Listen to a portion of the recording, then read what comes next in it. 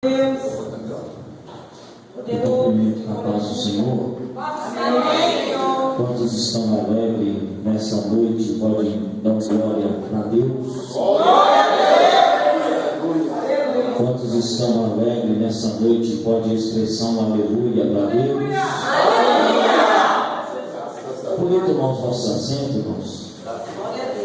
Antes de estar ministrando a palavra do Senhor, eu quero expressar e externar os agradecimentos primeiramente a Deus por mais uma oportunidade de estar fazendo menção da tua palavra. Mando a paz da minha esposa, que não pôde estar presente, dos meus filhos Thales, Ana Beatriz e Felipe Gabriel. Mando a paz do meu pastor, presidente do Ministério Restaurando Vidas ali em Suzano, no Monte Cristo. Mando a paz também da minha pastor Nico e pastora Glaucia.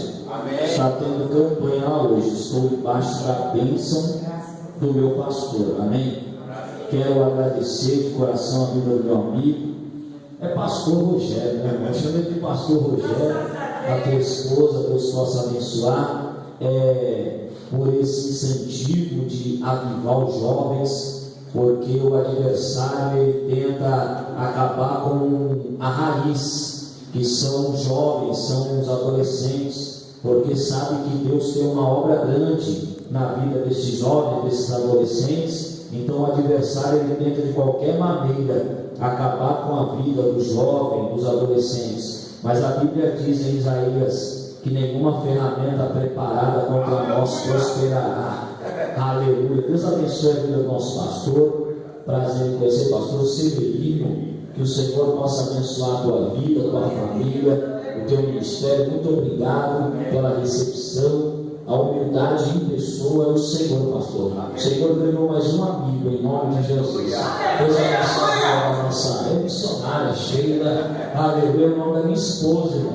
Aleluia. Deus possa abençoar a vida de todos que se encontram neste lugar. Diga para o teu irmão: Deus não está preocupado com quantidade, Deus está preocupado com qualidade de adorador. Se tem qualidade de adorador, que é constante para Deus. Diga para o teu irmão assim: se 4 leprosos fizeram barulho e Ben-Hadad bateu correndo sobre a sua tenda, imagina 30 salvos cheios do Espírito Santo, o que pode fazer nessa noite. Aleluia. Antes de estar ministrando, irmão, fiz um propósito com Deus, e propósito com Deus a gente não devemos quebrar, não devemos cortar. No ano de 2014 que passou, dia 30 de março, nasceu o meu terceiro filho, chamado Felipe Gabriel. Ele nasceu com 4 quilos e 775 gramas e 51 centímetros. Ele nasceu, apelidaram o nome dele de gigante ali no hospital Mogi Dora, em Mogi das Cruzes. Ele nasceu, foi o maior bebê até hoje que nasceu naquele hospital. Só que ele nasceu com uma alteração no sangue, uma bactéria, e a médica dizia que não ia ter jeito, que ele ia passar por cirurgia, mas ela não sabia que o Deus que eu adoro, o Deus que eu sirvo, o Deus que eu ministro a sua palavra, é aquele mesmo que morreu, mas ao terceiro dia ele ressuscitou. E quando chegou naquele lugar, na quarta-feira, tivemos alta, a médica mesma que veio dar notícia disse: olha, pai, mãe, traz ele na sexta-feira, porque ele vai fazer um exame chamado hemograma. E se tiver com, olha, já profetizou dizendo, se tiver com alteração no sangue ainda, ele vai ficar internado. Quando voltou na sexta-feira, eu abri a palavra de Deus, caiu em Isaías 60, verso 1: levanta-te e resplandece, porque a glória do Senhor vem nascendo sobre ti. E quando eu cheguei naquele lugar, eu abri, o resultado estava escrito que o sangue do meu filho estava purificado. Hoje, irmão, aleluia, ele não pode ver uma bateria que ele já quer sentar na bateria, ele não pode ver um microfone que ele já quer pegar no microfone e dar glória a Deus. Invita até os irmãos do mistério. Olha, 1 ano e 3 meses, irmão. Pensa no menino abençoado por Deus. Diga para o teu irmão: quem veio ouvir Deus falar, diga amém. Se coloque vossos pés, irmão, com a permissão do pastor Severino, que o Senhor possa abençoar a vida de cada um. Primeira carta do apóstolo Paulo à igreja, ou seu amigo Timóteo, é uma carta pessoal a Timóteo, capítulo de número 4 e versículo de número 14, que é o tema deste evento, é o tema que foi nos passado, é o tema que foi orado. E se eu sair desse tema, eu estou indo contra, dizendo que não foi Deus que deu para o nosso amigo Rogério esse tema, irmão. 1 Timóteo capítulo 4, versículo número 14, quem achou diz amém. Amém. Na minha Bíblia está uma tradução diferente, que é a tradução do original, dizendo: não sejas negligente com um dom que há em ti, o qual te foi concedido por profecia, com imposição das mãos do presbitério. Olha para o teu irmão e diga assim para ele: não sejas negligente com o dom que há em ti. Diga para ele assim: não seja negligente com o dom que há em ti. Poder tomar os vossos assentos. Queridos, estamos diante de uma carta pessoal a um homem que é considerado filho na fé do apóstolo Paulo. Sabemos que este homem que veio a escrever esta carta e veio a mandar ao seu filho na fé por nome de Timóteo, sabemos que o seu ministério não começou nada agradável aos olhos da igreja do cristianismo. E a Bíblia nos ensina que este homem, ele começa o seu ministério vendo um martírio, vendo uma morte de um diácono por nome de Estevão. Mas para nós entendermos acerca deste homem por nome de Paulo, a segunda história diz que 10 depois de Cristo, quando Cristo está com 10 anos de idade, veio a nascer este jovem.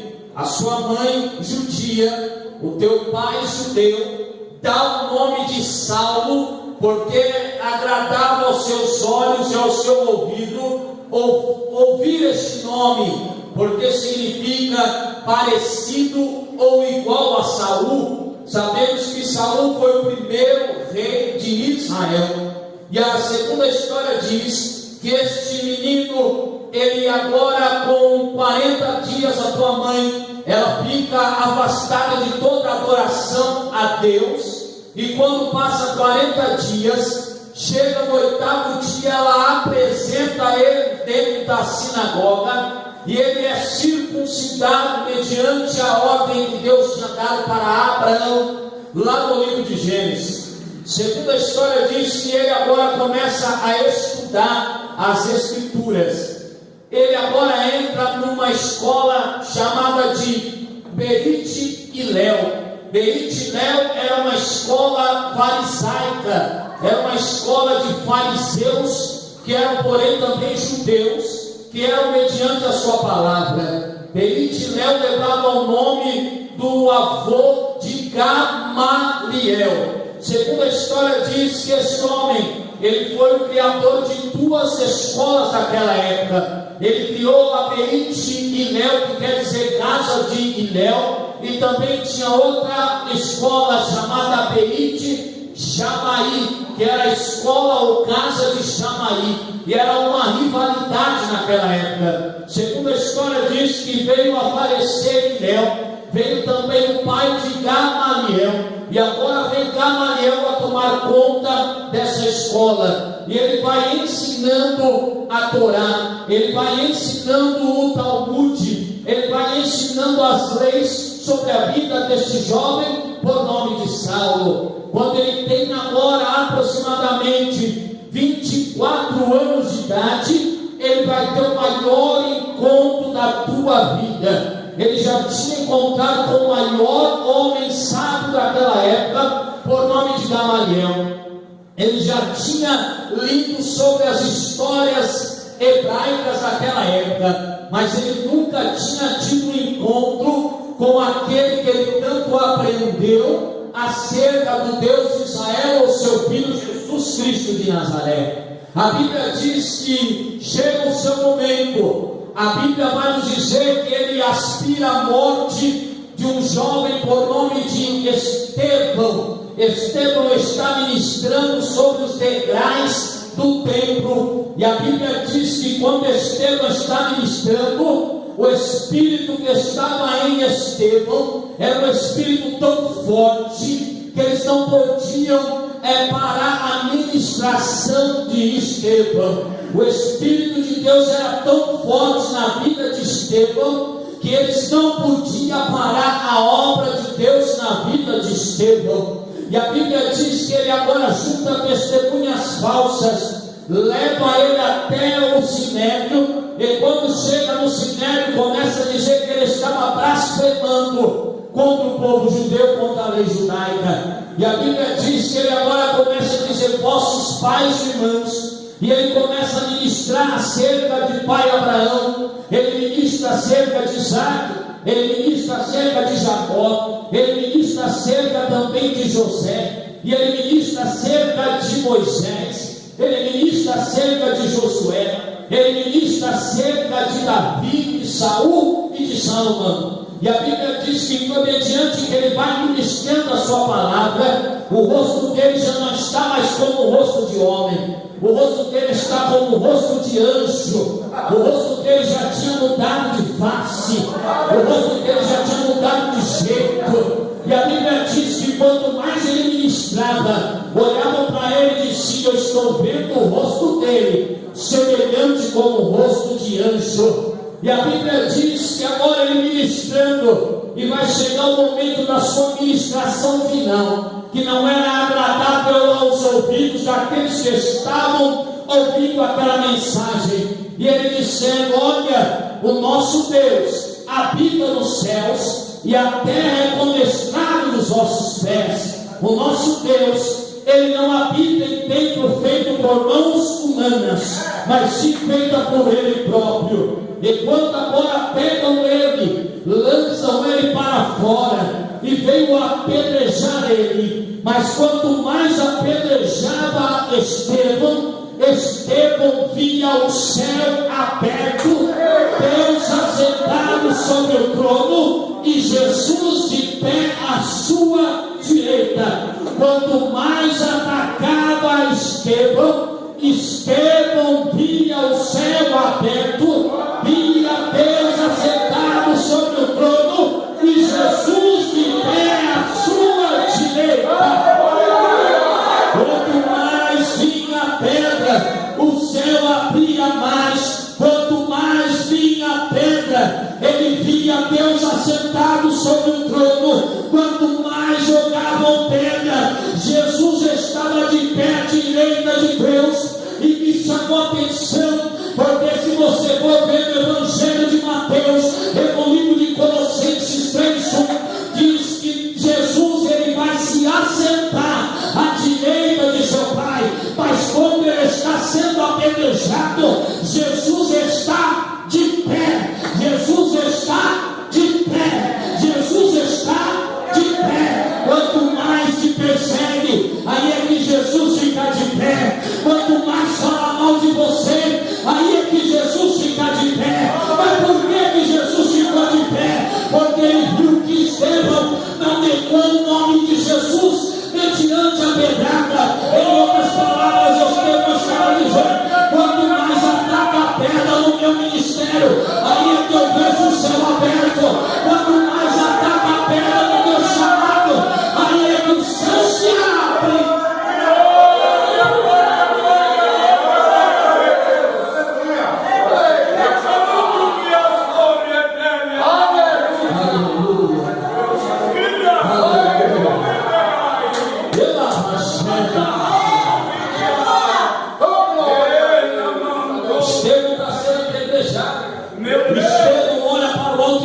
Eu estou vendo o céu aberto, eu estou vendo Deus assentado, e eu estou vendo Jesus de pé à direita. Eu imagino que um daqueles olhou e disse: mas por que eu não estou vendo? Eu imagino Estevão respondendo: é só porque quem suporta a pedrada por amor de Cristo pode ver o céu aberto, pode ver o trono de Deus e pode ver Jesus de pé. Eu vou dizer de novo, quase você não entendeu. Só quem suporta as pedradas da vida é aquele que pode ver o céu aberto, ele pode ver o trono de Deus e pode ver Jesus de pé à direita de Deus.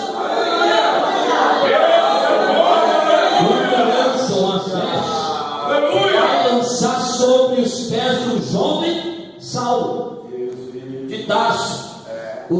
Quando ele pegou as vestes, Estevão está morrendo. Sabe o que Estevão diz? Senhor, perdoa, porque eles não sabem o que estão fazendo, e recebe o meu espírito.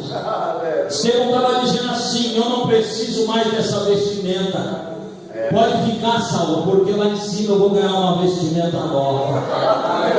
E a Bíblia diz que esse homem agora, ele atenta, ele se emociona, e ele quer acabar com a igreja, ele quer acabar com os cristãos. Segundo a história diz que esse homem, ele pega os cristãos pelo cabelo, pega a criança, pega homem, aprisiona, açoita, bate. Mas chega um momento que Deus se coloca de pé do trono.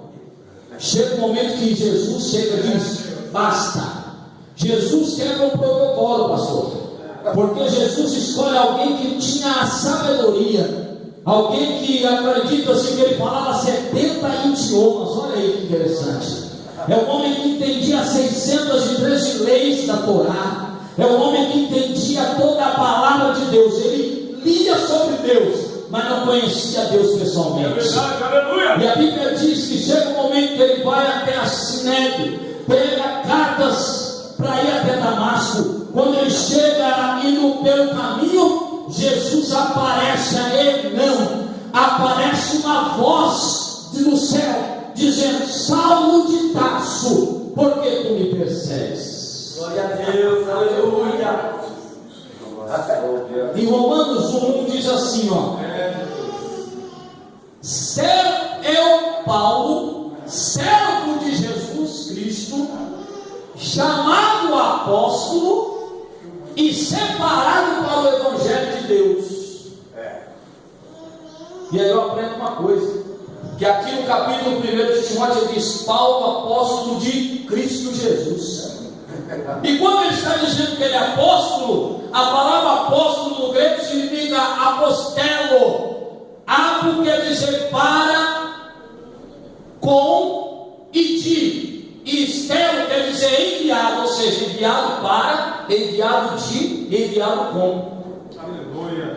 Só que para ele passar pelo apóstolo, para ele ser apóstolo, para ele ser o ministro da palavra, ele tem que passar por 3 fases. A primeira fase é quando ele tem um encontro com Jesus. A Bíblia diz que quando brilha aquele brilho sobre o deserto de Damasco, segundo a história diz que ele ouve a voz e diz: Saulo de Tarso, por que tu me persegues? Ele disse: quem és tu, Senhor? Primeira fase, tem que ser servo. O que ele disse? Senhor. Só quem chama outro de Senhor é porque é servo. Glória a Deus.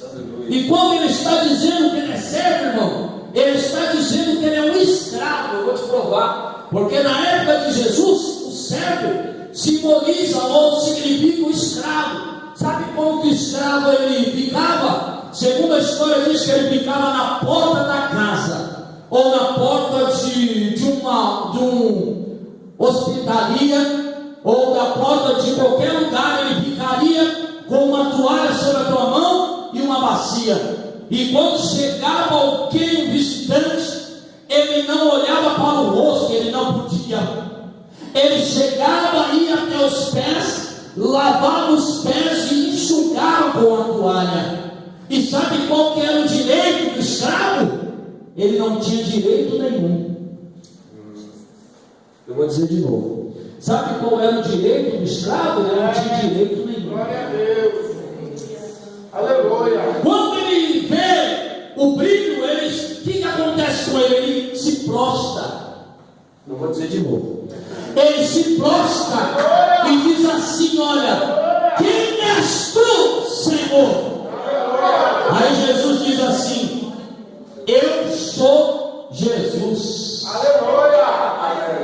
aquele que tu persegue. Aí ele diz assim: contra este aguilhão não pode recalcitrar. Sabe o que significa no original? Quanto a este poder, não pode ser mais forte do que você. Eu vou dizer de novo: contra o poder de Jesus, Saulo, você não pode ter força nenhuma. Ele estava dizendo assim: você estava se achando, dizendo que você está forte, que você está montado para acabar com a igreja, mas está vindo um poder maior para te encontrar. Aleluia!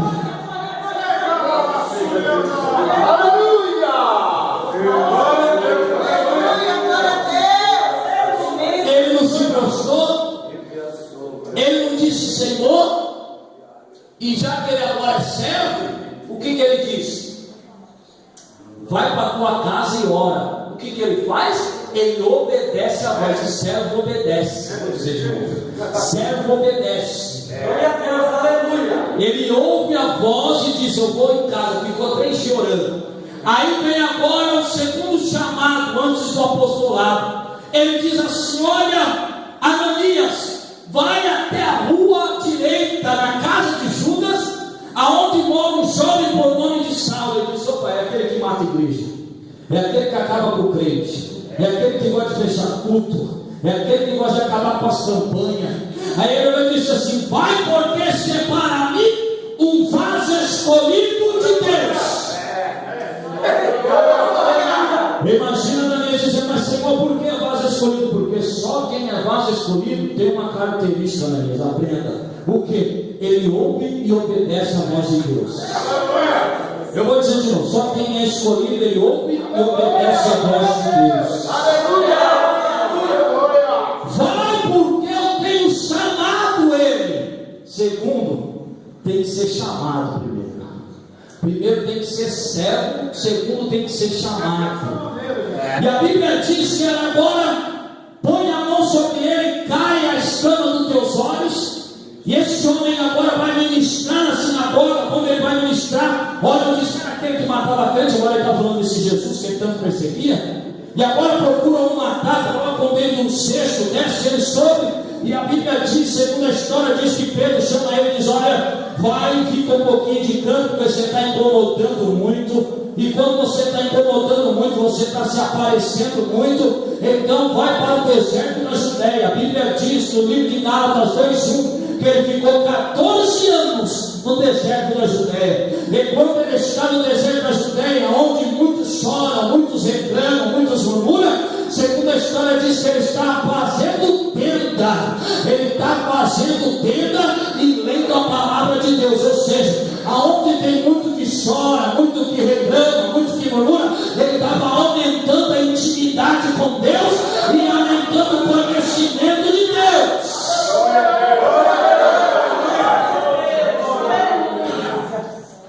Aí vem a terceira. Aleluia. Estavam todos reunidos, mestres, Aleluia. obreiros de valor, Nicanor, Simão. Aleluia. E a Bíblia diz que agora o Espírito Santo diz: separa em mim. Primeiro, serve. Segundo, chamado. Terceiro, separado. E ele disse assim: olha, separa-me Barnabé e Paulo para a obra. Quando ele chega na cidade, a Bíblia diz que ele chega em Antioquia. Quando ele chega em Antioquia, ele agora observa um homem, e esse homem começa a querer se mostrar perto dele. E a Bíblia diz que ele põe a mão, olha aí que forte, ele põe a mão sobre esse homem e diz que a partir de hoje tu fica cego e só vai abrir os olhos quando Deus mandar. Como chama esse nome? Elimas ou Marco. E a Bíblia diz que agora ele chega na sinagoga, e quando chega na sinagoga estão todos reunidos. E a Bíblia diz que agora acaba a mensagem. Ele diz: olha, tem alguém que tem uma palavra de conselho ou de conforto para nós? Quem levanta a homem não ficou 14 anos afastado? Esse homem não ficou 14 anos parado? Será que ele não tinha largado a igreja? Mas aí Deus estava dizendo, não, ele ficou no deserto, mas não foi para morrer, foi para abastecer a tua fé. Aleluia! Ele ficou no deserto, não foi para a tua queda, ele estava aproveitando e aumentando a intimidade comigo e aumentando o conhecimento comigo. Como assim? Ele pega e tem a oportunidade de expressar aquilo que ele tanto queria. Ele começa a dizer, olha, Moisés ficou 450 anos no Egito junto com o povo, veio o tempo de juízo, 450 anos, depois veio o tempo dos monarcas, veio o reino de Saul, veio o reino de Davi, o homem segundo o coração de Deus, veio o reino de Salomão, depois de Salomão veio agora João Batista abriu o caminho, veio agora Jesus foi crucificado, foi morto por mim, por você, mas no terceiro dia ele ressuscitou, e ele apareceu agora no Monte das Oliveiras, na sua ascensão. A palavra ascensão significa subir sem auxílio de ninguém, aleluia, e a Bíblia diz que agora ele pregando a palavra na sinagoga, e disse assim, no livro de Atos dos Apóstolos, capítulo 2, estavam todos reunidos e todos foram cheios do Espírito Santo. Aí ele agora lembra de quando esteve no ministério e diz, mas porém, meu Deus, o trono é o céu do meu Deus, e a terra é a estrada dos seus pés, e o meu Deus não habita em templo de feito por mãos humanas. Eu vou dizer uma coisa que Deus está me ouvindo. Pega na mão desse irmão ali do teu lado aí, toda delicadeza. Diga para ele assim, ó, talvez você ache que a tua palavra não está fazendo efeito. Talvez você ache que a tua mensagem não faz efeito. Talvez você ache que até o teu louvor não está fazendo efeito. Talvez você ache que a tua oração não está fazendo efeito. Mas diga para ele assim, quanto menos você esperar, sempre vai ter alguém lembrando a tua mensagem, sempre vai ter alguém lembrando o teu louvor, sempre vai ter alguém lembrando a tua oração. Se você acredita, faça um barulho bem gostoso para Deus.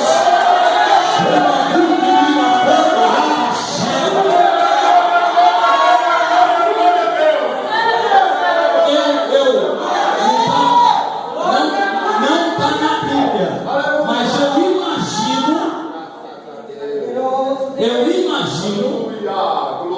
Estevão lá no céu dizendo, olha lá, eu preguei isso e ele estava. Sabe o que acabou a mensagem deles, sabe o que disseram? Que dera a nós que sábado que vem viria uma mensagem boa como essa. Diga para o irmão, vamos ter saudade da tua mensagem, vamos ter saudade do teu louvor.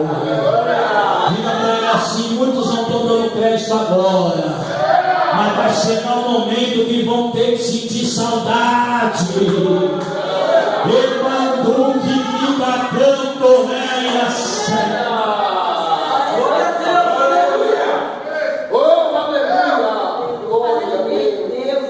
Aí esse homem vai indo, viajando, e chega agora a terceira viagem dele.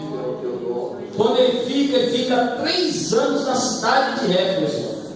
Quando ele fica 3 anos na cidade de Éfeso, segundo a história diz que esse homem agora, ele vai passar mais 8 anos, no livro de Atos 28, ele vai escrever essa epístola de Timóteo para o teu amigo, para o teu filho.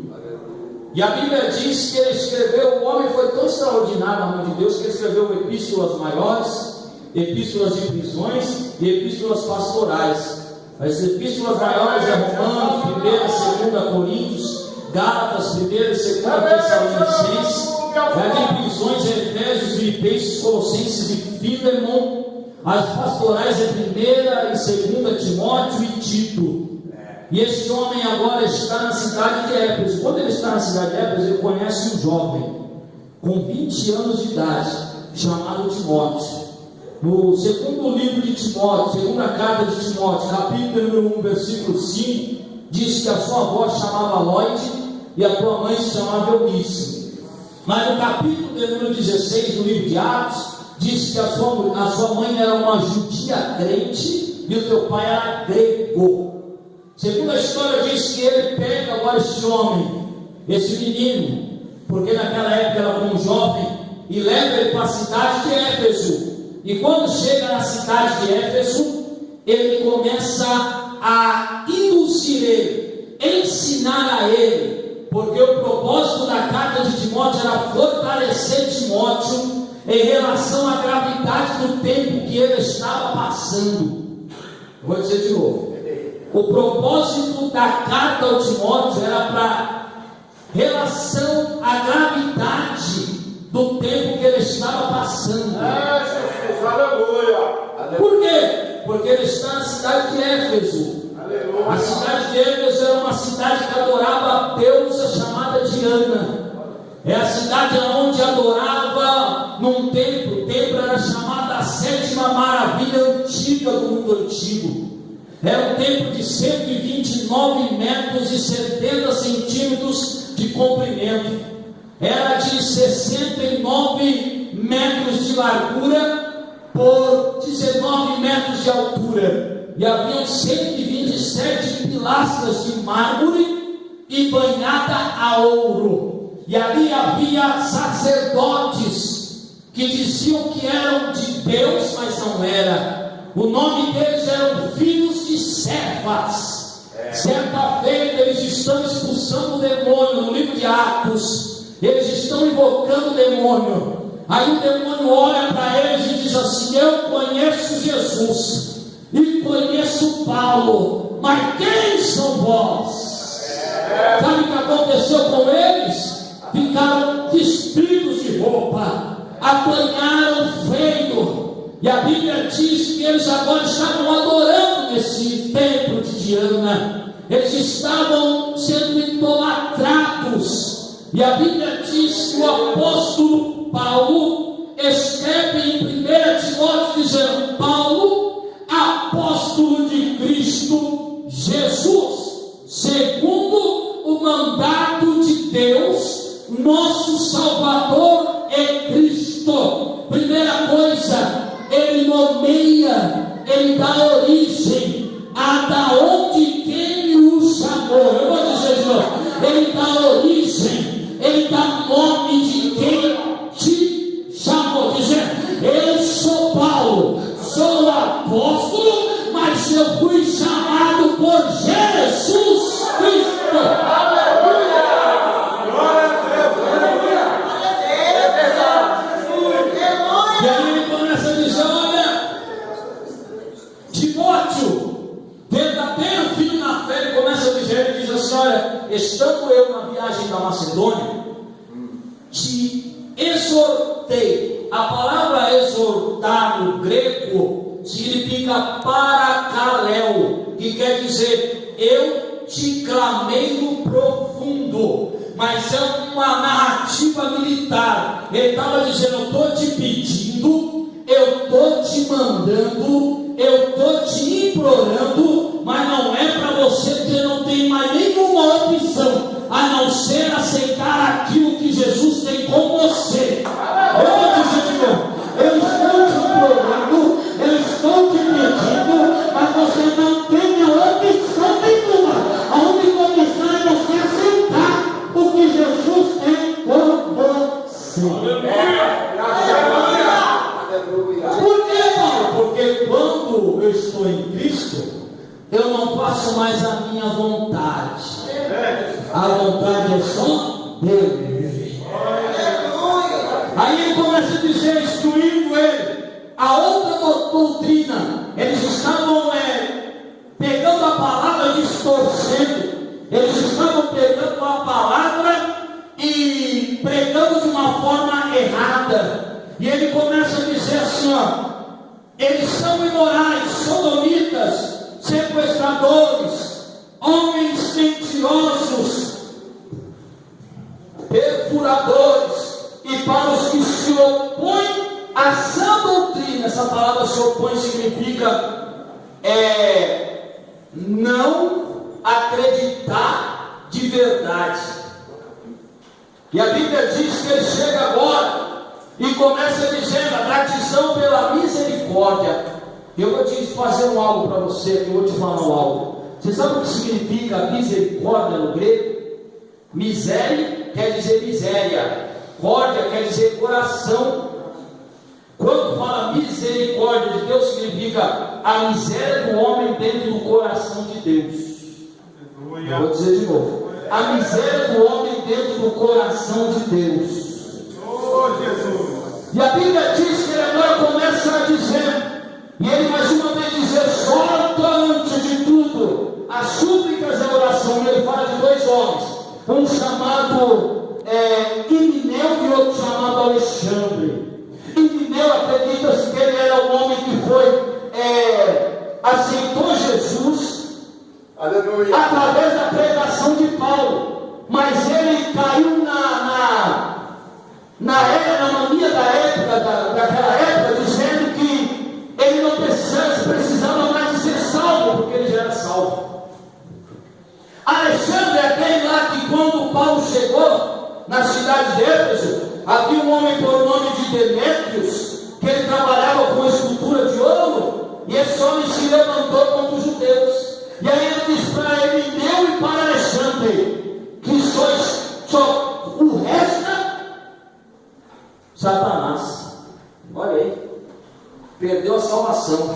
E quando ele chega no capítulo de número 4, ele diz assim: olha, não desprezeis o condom que há em ti. É verdade. A palavra desprezar no grego significa negligenciar. No original está dizendo: não negligencie o dom que há em ti. A palavra negligenciar significa ameleu, que quer dizer não dar atenção, desconsiderar, descuidar. O dom no grego significa carisma, dom da graça de Deus, capacidade para desempenhar bem uma missão. Presente de Deus também significa. E quando ele fala não desprezes os dons que há em ti, o apóstolo Paulo nos ensina em 1 Coríntios capítulo 12, versículo 4, dizendo que há 9 dons, são variados, como o primeiro é de locução, o segundo é revelação e o terceiro é poder. É 3 classificações de dons. O primeiro dom de locução é profecia, sabedoria da palavra e variedade de línguas. O da revelação é palavra da ciência, interpretação de línguas e discernimento do Espírito. E o terceiro poder, que significa poder, é fé, operação de maravilhas ou sinais e dom de curar. Ele estava dizendo assim: olha, Timóteo, Deus te presenteou com algo tão lindo. Deus te deu algo tão lindo, Timóteo. Não desprezes, não rejeita, não deixa de fazer. Aleluia! Vou dizer de novo: não desconsidera, não descuida. É o dom. Porque o dom que Deus te deu é da graça dele, é da capacidade dele, Aleluia! e é presente de Deus. Diga para o teu irmão: o dom que Deus te deu é graça de Deus, capacidade dele e presente de Deus. Diga para o teu irmão: não tem um ditado aí fora que diz que presente dado você não pode dar para ninguém? Eu vou dizer de novo: tem presente que quando você recebe você não pode entregar para ninguém, porque foi presente de Deus. Te coloque sobre os nossos pés, irmão. Aleluia! Eita coisa maravilhosa! Glória a Deus! Aleluia! Bendito seja teu nome, Jesus! Deus é maravilhoso! Aleluia! Glória a Deus! Graças a Deus! Olha para o teu irmão e diz assim: essa palavra é de exortação. Diga para ele: você perdeu o momento para adorar hoje, porque tu vai ver os outros pregadores pregar. Põe a mão no teu coração. Aleluia! Glória E você vai repetir comigo assim: Senhor, me dá força me dá ânimo, para mim não dispensar, para mim não recusar, para mim não descuidar do dom que o Senhor me deu. Diga para o teu irmão assim: eu não vou desperdiçar, não vou desprezar o dom, o presente que Deus me deu. Diga para ele assim: faça como eu, não despreze, não descuide. Aleluia. Não vai, amado,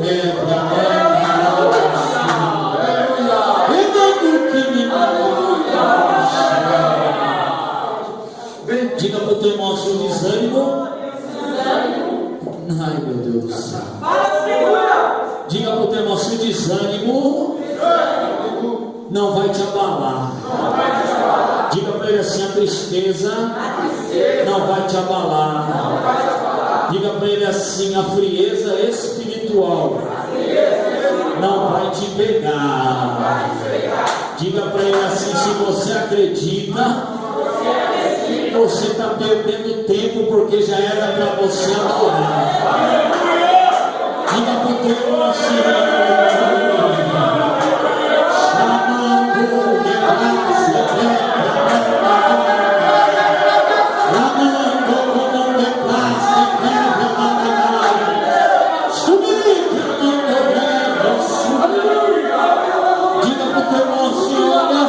barulho não traz a presença de Deus.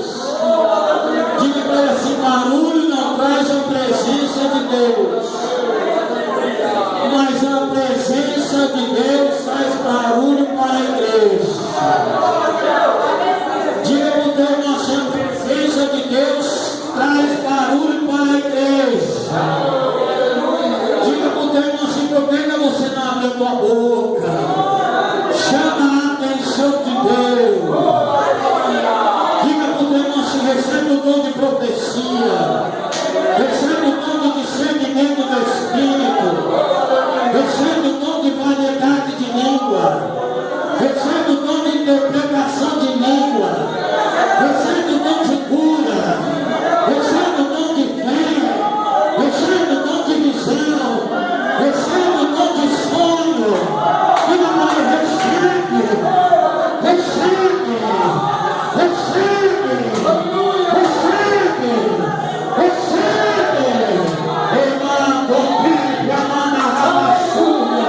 Só quem já está recebendo, adora ele, glorifica ele, exalta ele.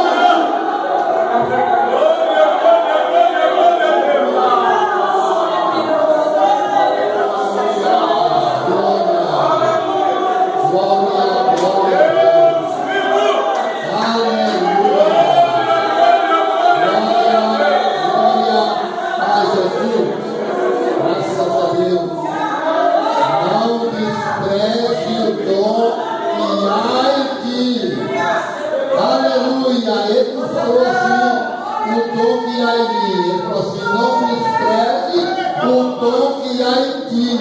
Cada um de nós que tem aqui, Deus deu uma dádiva, Deus deu um presente.